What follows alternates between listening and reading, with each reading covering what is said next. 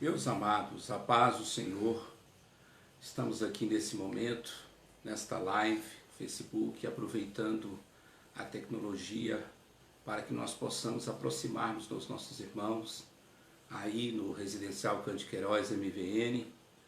Dado que estamos nesse decreto, essa pandemia, não podemos reunir nossos tempos, mas não será isso que nos impedirá de estarmos levando a palavra, de estarmos adorando e estarmos nos ligando de uma forma ou de outra. Nesta live é a oportunidade que nós temos de estarmos fazendo a exposição da palavra, falar aquilo que de fato Deus tem colocado em nosso coração para transmitir não só a MVN do Cândido Queiroz, mas todos aqueles que realmente nos assistem, aquele que nos ouve e nos vê. Que essa voz, que esse vídeo possa alcançar as pessoas e possa falar profundamente. E nesta oportunidade nós queremos falarmos sobre um tema muito sucinto, que fala sobre sofrimento, dor, e às vezes nós questionamos por que nós sofremos, por que do sofrimento e por que Deus permite muitas das vezes o sofrimento em nossa vida. É baseado a esse tema, a essa realidade que faz parte da nossa vida, que o próprio Jesus disse em João 16:33, no mundo tereis aflições, mas tende bom ânimo, eu venci o mundo. É declarante essa palavra que nós temos que entender que no mundo, vivemos no mundo caído. E o fato de vivermos no mundo caído, nós estamos aqui realmente sujeitos aos males também que vivenciamos na terra. Não é só o ímpio, não é só o pecador que sofre com os danos da terra, mas todos nós sofremos, porque aqui nós não estamos no estado de perfeição absoluta e não estamos blindados contra o mal. E pelo contrário, a Bíblia diz que homens do passado sofreram martírios, foram cerrados ao meio, transpassados por flechas, espadas, viraram comida de animais em arena. Isto nos mostra que muitas das vezes Deus tem um propósito também com o sofrimento. Baseado nisto, na palavra de Deus, nós queremos transmitir uma palavra para você. Talvez você esteja enfrentando esta situação nesse momento. Com certeza, Deus terá uma palavra, Deus terá um refúgio, Deus terá um consolo para você. Então, nesse momento agora, nós vamos partirmos para a palavra, aproveitando esta live, para que Deus possa falar ao seu coração. Queremos convidar você que está com sua Bíblia e quer nos acompanhar em 2 Coríntios capítulo 12, a partir do verso 1, a visão celestial e o espinho na carne. Está escrito assim a palavra de Deus. Em verdade, quem não convém gloriar, mas passarei as visões e revelações do Senhor. Conheço um homem em Cristo que há 14 anos, se no corpo não sei, se fora do corpo não sei, Deus o sabe, foi arrebatado até o terceiro céu.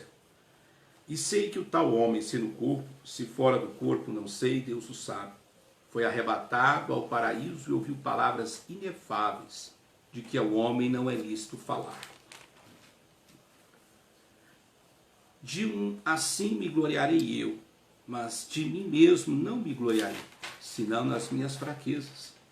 Porque se quiser gloriar-me, não serei nécio, porque direi a verdade, mas deixo isso, para que ninguém cuide de mim mais do que em mim vê ou de mim ouve. E, para que não me exaltasse pelas excelências das revelações, foi-me dado um espinho na carne, a saber, um mensageiro de Satanás para me esbofetear, a fim de não me exaltar, acerca do qual 3 vezes orei ao Senhor para que se desviasse de mim. E disse-me, a minha graça te basta, porque o meu poder se aperfeiçoa na fraqueza. De boa vontade, pois, me gloriarei nas minhas fraquezas, para que em mim habite o poder de Deus. Pelo que sinto prazer nas fraquezas, nas injúrias, nas necessidades, nas perseguições, nas angústias, por amor de Cristo, porque quando estou fraco, então sou forte. Meus queridos e amados, aqui estou diante da palavra de Deus Paulo escrevendo à igreja de Corinto, mencionando um fato, uma experiência pessoal. E a Bíblia está dizendo que Paulo contrai um espinho na carne. O espinho, ele não é específico que seja, ou o sofrimento que está ocasionando, que ele ilustra isso como espinho. As especulações são muito grandes acerca desse espinho de Paulo, mas isso não convém. Estarmos aqui fazendo conjecturações, estarmos aqui fazendo especulações acerca deste espinho. Mas o que nos importa neste texto é o ensinamento que nós recebemos de Paulo. Porque a palavra de Deus diz, Paulo mencionando, que orou por 3 vezes. Não é comum do judeu orar e rogar por 3 vezes, a não ser que a dor e o desespero tenham tomado de uma forma muito intensa. E assim Paulo estava. Mas a sua experiência ele revela dizendo, rogou a Deus.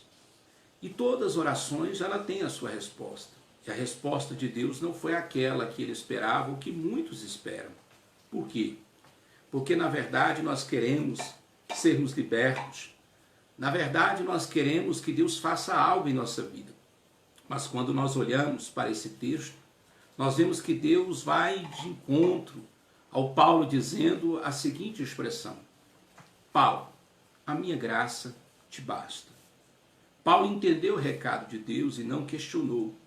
Muito pelo contrário, ele aceitou o ensinamento de Deus e entendendo que nas fraquezas do homem, nas dores e no sofrimento, Deus estava ensinando Paulo a lidar com uma situação, a qual poderia ser efetiva, lucrativa e também de sumo crescimento e aperfeiçoamento da sua vida espiritual e do teu ministério. Assim também Paulo deixa esse legado para nós. Então nesta noite, nesta live, eu quero aqui falar sobre rápidas palavras, sobre algo que Deus nos ensina através da expressão de Paulo, do capítulo 12 de Romanos, 2 Coríntios, que diz como lidar com o sofrimento. Memorize isso, como lidar com o sofrimento. Nem todas as pessoas sabem lidar com o sofrimento da vida. E para muitos tem se tornado um tormento, provocando desespero e aflição de espírito, não sabendo como lidar com essa situação. Muitos têm deixado sucumbir-se pelas circunstâncias. Nem sempre podemos olhar para o sofrimento como se fosse sinônimo de pecado e maldição. Que muitos pregam que se tivermos com sofrimento ou as coisas não estiverem dando bem, é pecado ou está vivendo debaixo de maldição. Mas não é assim. Na maioria das vezes, ele se torna mais bênção do que maldição. Olha, parece um contraste. Pois a luz da Bíblia nos ensina que podemos tirar grandes lições de aprendizado e aperfeiçoamento para a nossa vida. Dado esse fato, eu quero aqui estar falando como lidar com o sofrimento.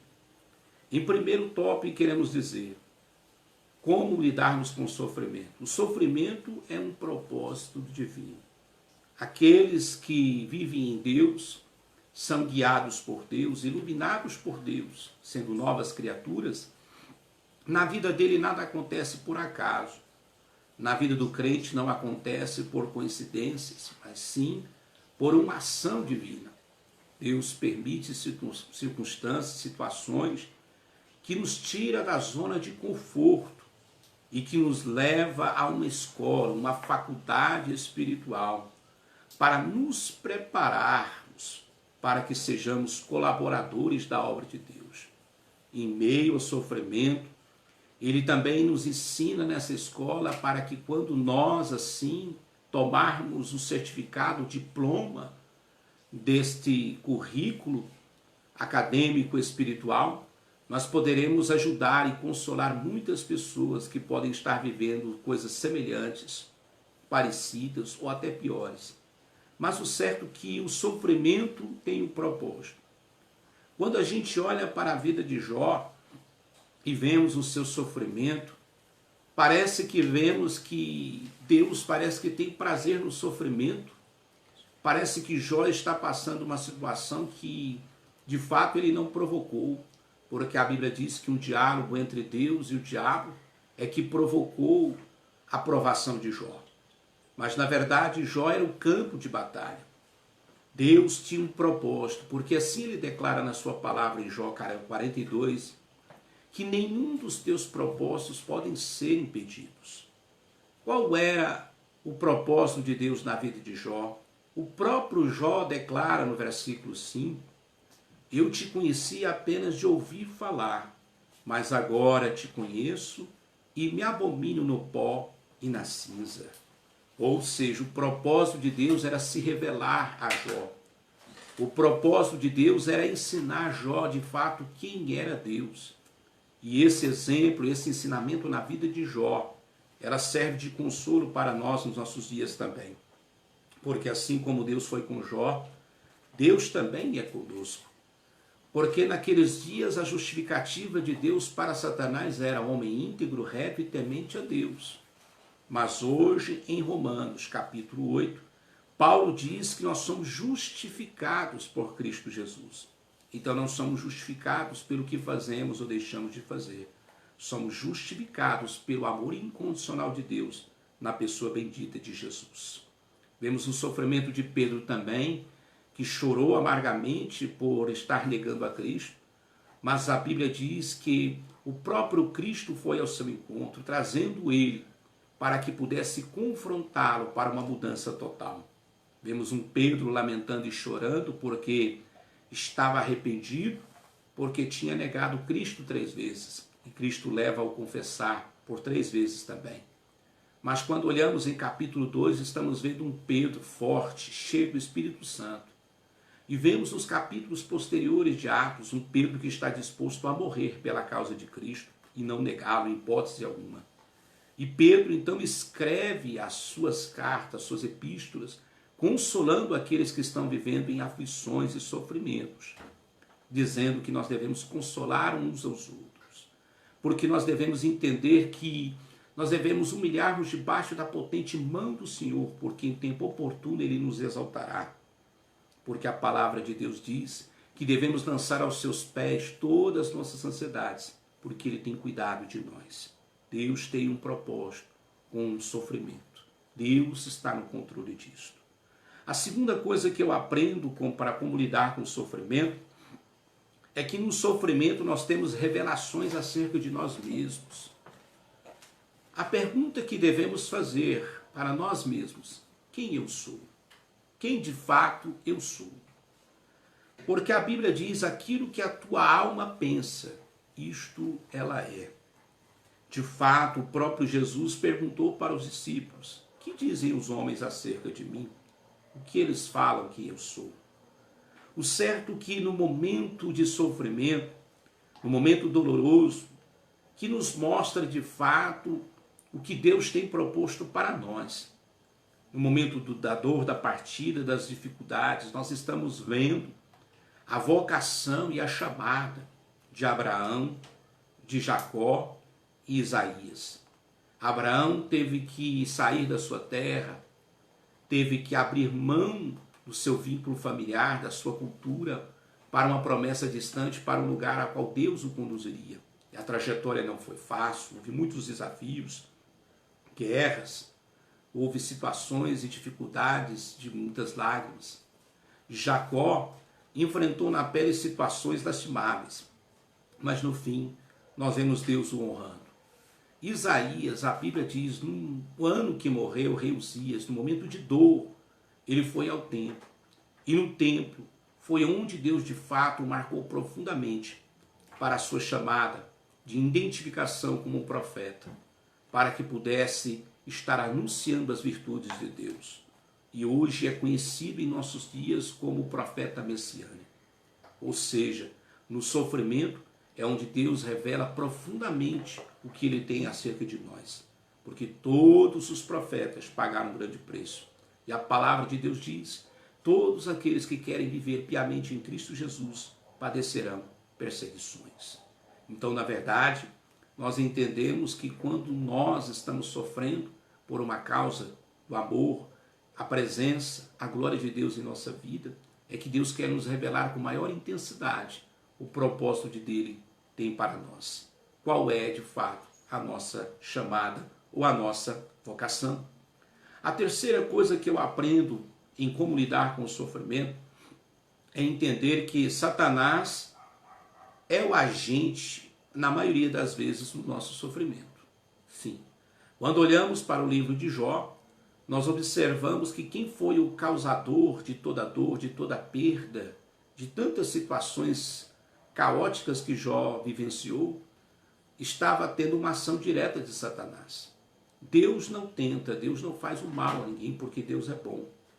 Mas há situações em que Satanás encontra brecha para poder lidar em situações. Mas a Bíblia diz que Deus não entrega-nos ao bel prazer de Satanás. Porque a Bíblia diz que aquele que é de Deus, o maligno não lhe toca. Deus permitiu Satanás tocar nos pertences, até mesmo na carne de Jó, mas não podiam tirar a sua própria vida. Porque a vida pertence a Deus e o tempo pertence a Deus. Mas o certo é que, quando olhamos para a história de Jó, também temos um aprendizado extraordinário, entendendo que Satanás tem o seu limite. Satanás só pode agir até onde Deus permite. Assim vemos também Paulo declarando com espinho na carne que Satanás tinha o colocado. Mas Paulo não era um homem de Deus, um apóstolo, um pregador. Paulo não era um homem extraordinário nas mãos do Senhor, um grande homem. Mas por que Deus permitiu então que Satanás colocasse um espinho na sua carne? Ora, ele próprio entende que era Satanás o articulador desse sofrimento e desse espinho. Mas quando Deus vem até ele, ele também entende que Deus tinha um propósito com isso. Porque Deus queria um espinho na carne de Paulo, para que Paulo jamais se desviasse e afastasse de Deus. Há coisas em nossa vida que Satanás tenta nos tirar da presença de Deus, assim como tentou a Cristo, induzindo a glória deste mundo, a tentar o próprio Deus, ou se exaltar a sua própria fé. Cristo venceu Satanás não deixando-se levar pelas suas tentações. Satanás nos tenta para tentar provocar dor, investir em nossa vida para que de fato nós fujamos do projeto de Deus. Paulo entendeu perfeitamente que o espinho na carne era com certeza um termômetro de Deus, para que pudesse o firmar nos caminhos do Senhor. E a gente pergunta, por que será que muita gente às vezes não fica rico, milionário? Por que Deus não faz determinadas coisas para algumas pessoas? Porque às vezes Deus está te segurando na fé, porque o propósito de Deus é salvação. Porque a Bíblia diz que adianta o homem ganhar o mundo inteiro e perder a sua alma, sabedor que uma das coisas que mais nos afasta de Deus é o orgulho, a arrogância e a prepotência. E para que Paulo não se gloriasse e caísse nisso, o próprio Deus permitiu que Satanás colocasse um espinho na sua carne. Ou seja, ele era o agente direto que provocava o sofrimento e a dor nele. O outro aspecto que nós devemos aprender a lidar com o sofrimento é que Deus nos consola em nossas adversidades. Graças a Deus que a melhor opção é que temos o consolo da parte de Deus, porque Deus está conosco, Deus está nos sustentando, Deus está nos fortalecendo. O apóstolo São Paulo, ele entende perfeitamente, porque Deus o visita e diz: Paulo, a minha graça te basta. Paulo, a minha graça está te sustentando. Paulo, a minha presença e o meu favor é tudo o que você precisa. Nós entendemos que hoje, nesse momento que nós estamos vivendo, de pandemia, vivendo momentos que as pessoas estão vivendo uma situação contraditória, conflitativa. Vamos vendo os templos fechados por precaução, para que possamos evitar a proliferação do vírus, tomando uma recomendação de bom senso e de inteligência. Muitas pessoas estão preocupadas, porque muitos não estão trabalhando, e não trabalhando não tem como ganhar dinheiro. Muitas pessoas estão preocupadas como vão pagar as suas dívidas. Muitas pessoas estão preocupadas com o seu futuro. Mas a Bíblia diz em Mateus capítulo 6, versículo 33, buscai primeiro o reino de Deus e a sua justiça, e as demais coisas nos serão acrescentadas. Ou seja, nós devemos estarmos olhando para as coisas de cima. Esse é o momento de entender que nós podemos perder tudo como Jó. No momento de dor, Jó entendeu isso. Ou seja, Jó perdeu os camelos, perdeu os jumentos, os bois, perdeu o dinheiro, perdeu a vida dos filhos, perdeu até a própria saúde. Mas uma coisa ele não poderia perder, era a presença de Deus. Assim conforme o próprio Davi menciona no Salmo 51, não retira de mim o teu Espírito Santo e nem a alegria da salvação. Que adianta nós termos tudo à nossa volta e não termos Deus. Mas em momento do sofrimento, nós sabemos que Deus nos consola e nos conforta. Por quê? Porque nós sabemos que em toda situação Deus está conosco. Deus é o nosso refúgio, Ele é a nossa fortaleza, Ele é o nosso socorro bem presente na hora da angústia. E sabendo que no momento da dificuldade, Deus sempre tem uma palavra. Deus sempre estará confortando. Tanto que o próprio Jesus diz que iria subir aos céus, mas não nos deixaria órfãos, mas que Ele enviaria o Espírito Santo Consolador. Consolador. Por isso Paulo diz que não sabemos orar como convém, mas o Espírito Santo, Ele que intercede por nós, até mesmo com gemidos inexprimíveis. É o Espírito Santo que nos carrega, é o Espírito Santo que nos conforta, que nos consola, que nos anima contra os embates da vida, para não desistir, para não parar, mas entender que em todo momento Deus está conosco. Vemos Deus falando isso para Josué no primeiro capítulo do seu livro, dizendo: eis que estou convosco, estou contigo. Ou seja, Deus está dizendo: esforça-te e tem bom ânimo, porque eu sou contigo. Deus fala essa palavra 366 vezes, ou seja, todos os dias Deus está falando para mim e para você, em momento de dor, em momento de alegria, em momento de bonança, em momento de dificuldade. Todo dia, quando nós abrimos nossos olhos, a resposta de Deus sempre vai vir para nós: eis que estou convosco, eis que estou contigo. Porque o próprio Jesus nos declara e se apresenta como Emanuel, o Deus conosco. E Ele próprio também dá essa promessa: eis que estarei convosco todos os dias da vossa vida, até a consumação dos séculos. No momento de dor, tem alguém que passa conosco, nos ajuda. E quando não tivermos forças para caminhar, com certeza Ele vai carregar em seus braços. Estaremos sendo carregados em seu colo. De fato que não ficaremos parados. Outra coisa que aprendemos como lidar com o sofrimento é que a nossa alegria não se baseia na natureza e nem nas circunstâncias. Não é o que lhe acontece, nem como você reage ao que acontece. As pessoas que pensam que felicidade está nas coisas, por exemplo, casa, carro, trabalho, renda. Jesus disse que nós teremos paz com Ele. Diz: não a paz que o mundo vos dá. Qual é a paz que o mundo nos dá? É possível ter paz no mundo? Sim. Muitas das vezes, aquele que tem condições pode se refugiar numa chácara, fazer uma viagem, para poder aliviar o estresse, um momento cansativo, encontrando paz por um momento. Mas a paz que Deus nos dá, a paz que Cristo diz, é a paz do interior da alma. Porque você pode ir para vários lugares e não ter paz interior, mas essa paz encontramos em Jesus.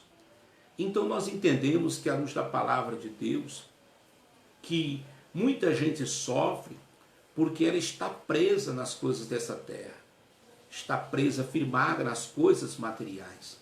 Jesus veio declarando: não ajunteis tesouros da terra, onde a traça e a ferrugem corrói, nem onde o ladrão rouba e mina, mas ajunteis tesouros nos céus, aonde a traça e a ferrugem nem corrói, e nem onde o ladrão rouba e mina. Porque aonde estiver o vosso coração, aí estará o vosso tesouro. Em que Paulo disse que nós devemos pensar nas coisas que são de cima, tudo que é honesto, tudo que é verdadeiro e tudo que é de boa fama. Então, de fato, nós devemos colocar o nosso coração nas promessas da eternidade. Tem muita gente sofrendo porque tem colocado o seu coração nas coisas da terra. Temem a morte, temem o coronavírus, temem as pragas, os vírus, temem as enfermidades, o câncer, temem tudo aquilo que provoca uma situação contraditória e descontrolada. Mas quando nós estamos firmados em Deus, acreditando que as coisas futuras são melhores do que da terra, entendemos que somos peregrinos nesta terra, somos cidadãos dos céus, e que no breve momento tudo passará, porque assim vimos a palavra de Deus no Salmo 90, vemos Moisés declarando, não sei, de uma forma estressada, que ele disse que aquele que viver muito é 70, e o que passar é enfado e canseira. Então, de fato, que a nossa vida aqui é como um conto ligeiro e como a sombra que declina, passa muito rápido. Então devemos olhar para as coisas de cima. Porque Paulo disse, se nós esperarmos Cristo só nessa vinda, somos os mais miseráveis da terra. Porque nós temos que aguardar a promessa de Cristo para a eternidade. Então a nossa alegria não se baseia nas coisas da terra. Porque tudo passará, tudo ficará. Mas o que sobrará em nós são as experiências. Aquilo que nós receberemos como galardão, que será efetivado na eternidade com Cristo. A outra coisa que nós devemos aprender a lidar com o sofrimento é que a chave para o crescimento no sofrimento é vê-lo em função do amor de Cristo. Ou seja, Deus pode usar até o nosso sofrimento para a sua glória. Como assim? Como é possível usar a desgraça, usar a dor para o nome dele ser glorificado? É simples. A Bíblia diz no Evangelho de João que Marta e Maria, vendo que Lázaro estava enfermo, mandaram um recado para Jesus, dizendo, Lázaro, a quem tu amas, está enfermo, vem. A Bíblia diz que Jesus demorou 4 dias e quando chegou, Lázaro já estava morto. Maria e Marta dão a mesma palavra para Jesus, uma senha identificatória. Ah, se o Senhor estivesse aqui, Lázaro não teria morrido. Mas, porém, elas não entendiam que o propósito de Cristo era muito maior do que curar Lázaro, mas sim era de ressuscitá-lo. Por quê? Porque em Betânia, os moradores residentes que ali estavam, queriam matar Jesus, estavam perseguindo ele, expulsaram ele de Betânia. Assim vemos o próprio Tomé dizendo, voltemos e morremos com ele. Vemos que voltar para Betânia era uma situação de risco. Mas Jesus enfrentou tudo isso e veio no caminho, colocando à porta do templo, e diz, Pai, dou graças porque ouvistes a minha oração.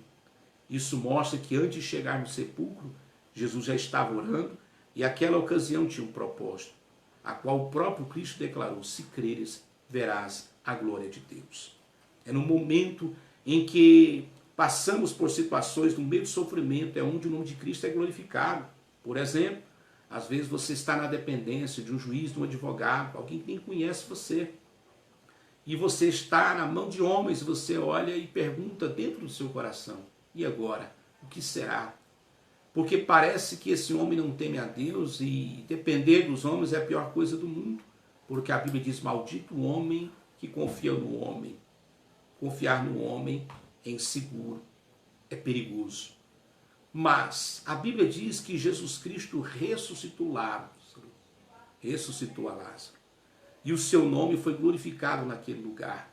E muitos reconheceram Jesus como Messias. Nessa causa, muitas das vezes que nós estamos lidando com câncer, uma AIDS, até mesmo um coronavírus, uma situação de uma causa na justiça que parece perdida, um casamento parece que está indo para as últimas, e a única solução parece ser um divórcio, um ente querido doente, e a sentença do médico é, vai morrer. Mas é no meio da dor e do sofrimento, no momento dessa situação, é muitas das vezes onde Deus se manifesta com a maior intensidade da sua glória, porque Ele é o Deus das causas impossíveis. É Ele que age no sobrenatural, é onde Ele manifesta o seu poder. Assim foi na vida de Jó. Quando tudo parecia perdido, quando Jó estava num estado deplorável, coberto de chagas, perdido tudo. Mas a Bíblia diz que Deus mande ele orar para os seus amigos. E após a sua oração, a Bíblia diz que Deus restituiu tudo em dobro para Jó. Se tornou um milionário, o homem mais rico do Oriente. Seus filhos mais lindos da terra. Ou seja, a glória da segunda casa foi maior do que a primeira. No momento da dor, Deus tinha um propósito para glorificar o seu nome. E o último aspecto para lidarmos com o sofrimento é passageiro. Oh glória! A Bíblia diz em Eclesiastes capítulo 3, tudo tem um tempo. Há um tempo determinado para todo propósito debaixo do céu. Ou seja, tudo na vida é passageiro, é transitório. As lutas, os vendavais, tudo na vida um dia passa. Eu venho aqui lhe dizer que Paulo sabia intensamente viver isso. Que a sua vida ela foi marcada por dores e sofrimento, porque o próprio Deus disse que este era um vaso escolhido que muito importava sofrer por causa do Evangelho. E Paulo combateu o bom combate, enfrentou açoites, prisões, naufrágios, enfrentou todos os tipos de adversidades. E quando está prestes a morrer, ele ainda manda uma carta para a igreja dos Filipenses, declarando: alegrai-vos no Senhor. Paulo, escrevendo as últimas recomendações a Timóteo, ainda tem força para dizer: combati o bom combate, acabei a carreira e guardei a fé. E o que me reserva agora? A coroa incorruptível, a coroa da vida eterna. O certo é que Paulo sabia que a nossa vida é transitória e sabia que tudo nessa vida é passageiro. O sofrimento, a dor, a lágrima, ela chegará a um fim. Ou seja, Deus está direcionando os seus passos. Deus está agindo para mostrar que na nossa vida, quando clamamos e cremos, a resposta virá. Assim como na sua vida você esteja lidando com uma dor, com um sofrimento, seja ele espiritual, seja decepções no ministério, pensando que está falido, no casamento, na vida física, financeira, social, ou está alarmado e preocupado com a pandemia do coronavírus. Eu venho trazer uma palavra de Deus para você. Até a pandemia do coronavírus vai passar. Os vírus vieram e passaram. Este também não será diferente. Vai passar também. Enquanto vivermos aqui, viveremos situações adversas, mas passará. Os ventos passarão, as tempestades passarão. Mas entenda uma coisa, todos os ventos e tempestades, ela sempre nos levará ao destino certo de Deus. Ainda que como Jonas viemos parar dentro de um ventre de um grande peixe, nós acreditamos que quando esse peixe vomitar, ele vai colocar no destino em que Jonas deveria estar, em Nínive. Ou seja, o sofrimento, os ventos da vida, nos colocará no lugar certo, numa posição que Deus de fato quer para nós, para que de fato o nome dele seja glorificado, para que alcançamos a maturidade necessária para que vivemos a autenticidade do Evangelho, o verdadeiro cristianismo, e entender que o cristianismo é carregar a cruz. Carregar a cruz é lágrimas, é gemidos, é sofrimento, mas também é gozo, é alegria, por saber que tudo podemos naquele que nos fortalece. E a palavra do Senhor eu venho concluir em Romanos 8:28.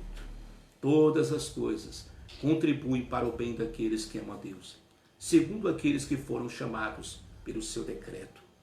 Todas as coisas contribuem para o bem. Meu amado, aprenda a ter lições, não só das coisas boas, mas das coisas ruins. Aprenda a tirar lição com Deus e aprender e compreender que estamos vivendo dentro da vontade de Deus. E se estamos dentro da vontade de Deus, não estamos isentos e limitados das dores, dos sofrimentos, porque ainda estamos nesse corpo terreno, ainda estamos vivendo ainda nessa terra caída por causa do pecado. Mas nós temos uma certeza que a glória futura não pode se comparar com as coisas da terra. Nada que pode se comparar com a glória futura. Deus tem algo especial para nós. E a Bíblia diz que Deus abaterá tudo e enxugará dos nossos olhos todas as nossas lágrimas. Então, crê em Deus, levante a sua cabeça, viva a palavra, viva o Evangelho, carregue a sua cruz, não desista, siga em frente, porque no final, com certeza, você irá cantar o hino da vitória. E assim como Miriam estará convocando outros e dizendo: só o Senhor é Deus. Que Deus possa lhe abençoar, que Deus possa lhe fortalecer, aos nossos irmãos ali da MVN, do Residencial Cândido Queiroz. Eu vos amo e Cristo também. E eu quero aqui com muita alegria externar que estamos com saudades, mas queremos estarmos juntos aqui, unidos neste corpo, em Cristo Jesus.